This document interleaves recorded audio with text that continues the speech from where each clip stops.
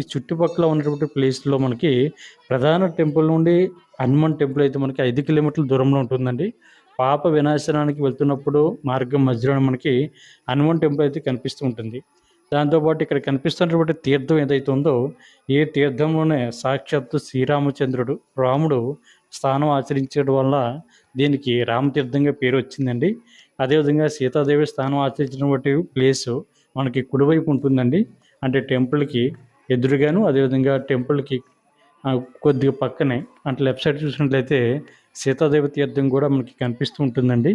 దాంతోపాటు ఈ యొక్క తీర్థంలో ఎవరైతే స్నానాన్ని ఆచరిస్తారో వాళ్ళ యొక్క సమస్త పాపాలు కూడా తొలగిపోతాయని చెప్తుంటారండి. చాలామంది శ్రీవారి భక్తులు అందులో స్నానం ఆచరించి తర్వాత ఇక్కడ జపాలి ఆంజనేయ స్వామి యొక్క టెంపుల్ అయితే దర్శించుకుంటూ ఉంటారు.